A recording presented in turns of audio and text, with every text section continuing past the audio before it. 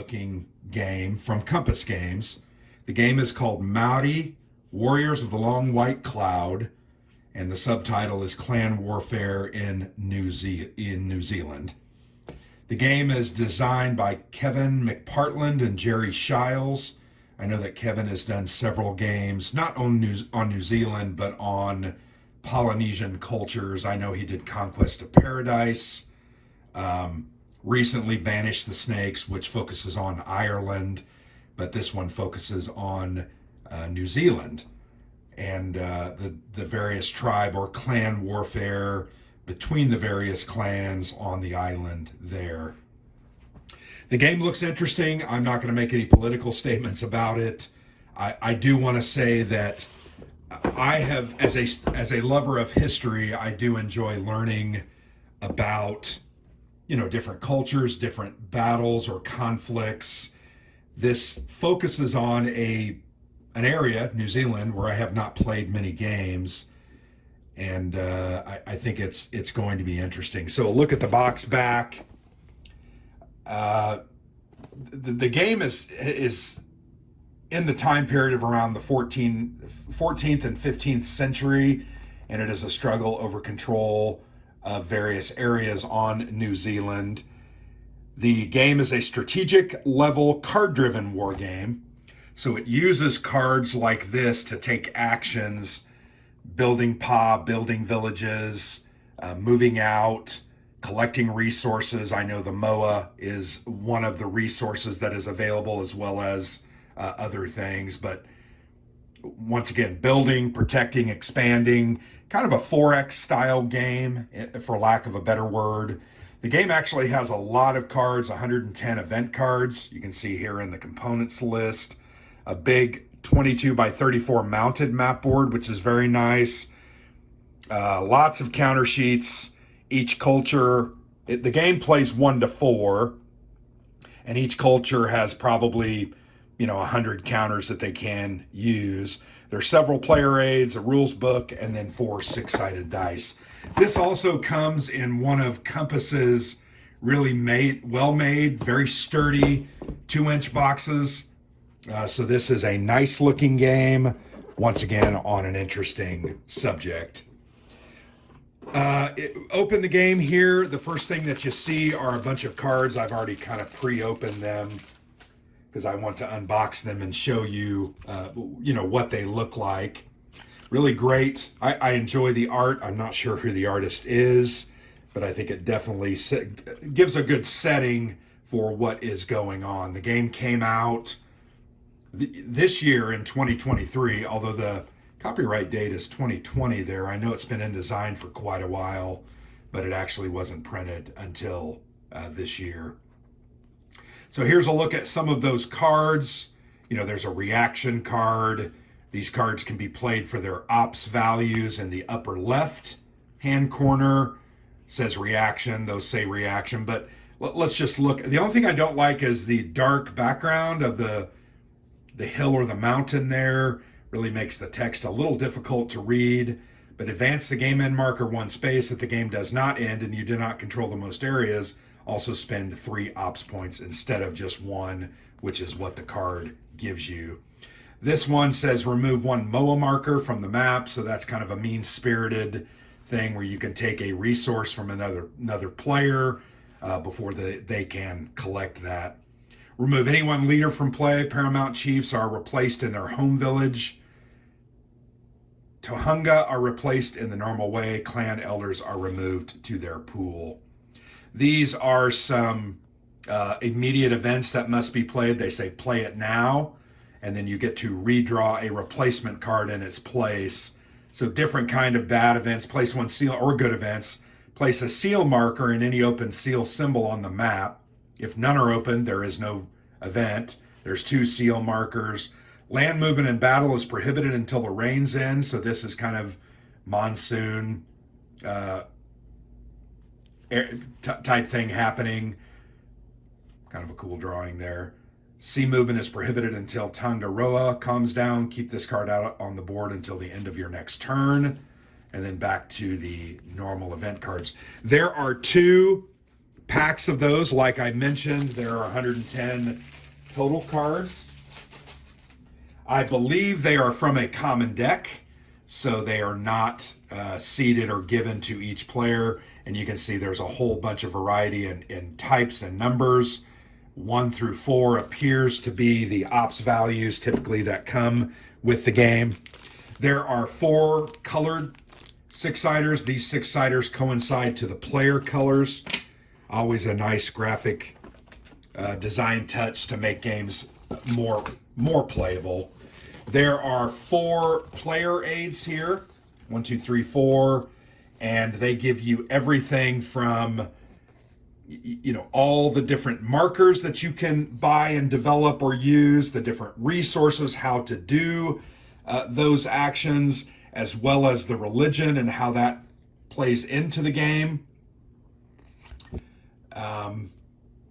Yeah, nice looking player aid on the back. Very similar to Conquest of Paradise, there is a build chart. You need resources and population to build certain things. That is listed here clearly. So very good player aids that are going to help you get into the game quickly and play it, which that's the reason we're there. There is a full rules of play or rule book, and then there is a playbook as well. Let me go ahead and open the very rules light. There's not a lot here. There's 11 pages in this rule book.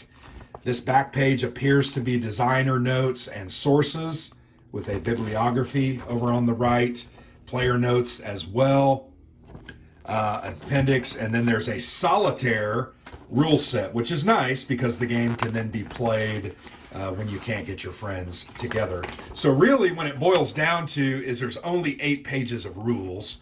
So that's not bad.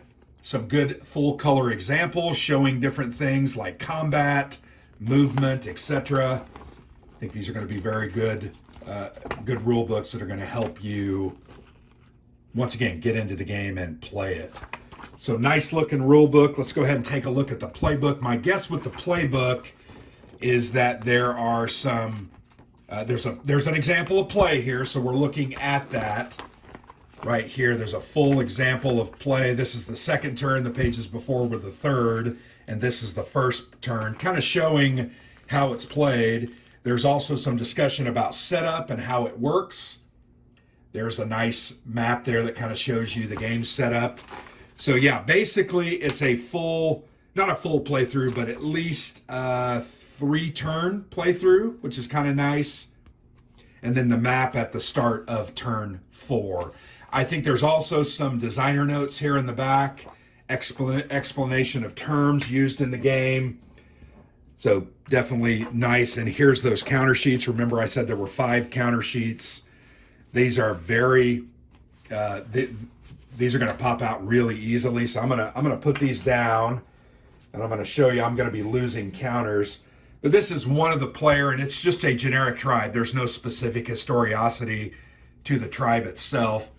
But it shows your population, your leaders, some of your warriors, and then the various resources and your villages, or Pa. I think Pa are more fortified villages. Not sure if they're, not sure that they're listed there.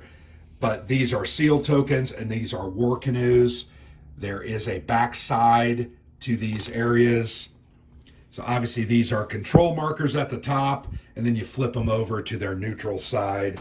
And they're same counters, just in four multicolored counter sheets. It looks like I lost one counter there. We'll have to, hopefully I'll find it. There it is. It's right there. I found it. Let me pop that back in so I don't lose it. I'll punch those out in a moment. Pre-rounded counters, which is really nice. I don't have to clip these, so it's going to allow us to get in and play fairly quickly. Resource counters.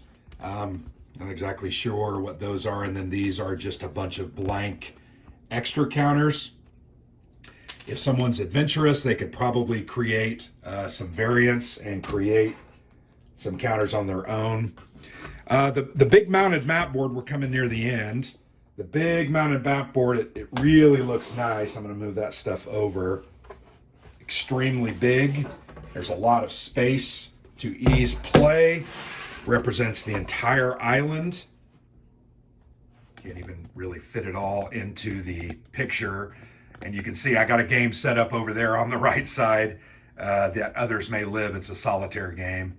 But yeah, this is a look at the kind of the southern islands, the South Island here, and then you have the North Island up there. Terrain key, pretty nice looking map. There are, remember that one card mentioned, like place a seal marker where there's a seal image on the board. Here are seal images. They are obviously on the coast, along the coast. And then the MOA here exist in the mainland, on land themselves. Let's move up so you can kind of get a look at the top of the board. Really nicely laid out, nice looking board. And then these are the spaces for the different villages. There are numbers on those, and I'm not sure what those are. Probably for the solitaire mode when you're rolling, but I don't know that exactly. There is a game turn track in the very top. You can barely see that way up there. Game start, game end, and it looks like there's 7 turns, 3, 6, 7 turns maybe. So yeah, big map. I think it looks good. Very interested in this game to see how it plays and to see what it's like. I know there's going to be some controversy out there. I understand that. I am trying to play the game and learn something from it. I'm not sure that I'm going to do that or learn a ton, but hopefully I do learn some things and it's an interesting experience. I'm sure that it will be, as most war games in my experience are. There's always something that can be learned and gleaned from the game itself. So that's a look at Maori, Warriors of the Long White Cloud from Compass Games. Looking forward to this. Plays 1 to 4. Looking to get this to the table with 4 friends. It's going to be a lighter game. I'm trying to remember the playthrough time. 1 to 2 hours, it says here on the back of the box. And it says it's best with 4 as well. I would assume that's the case. So looking forward to this. We'll try to get this played by the end of the year and give our thoughts to it. If you have any thoughts, let me know. Thanks for watching. I've been Grant for the Player's Aid.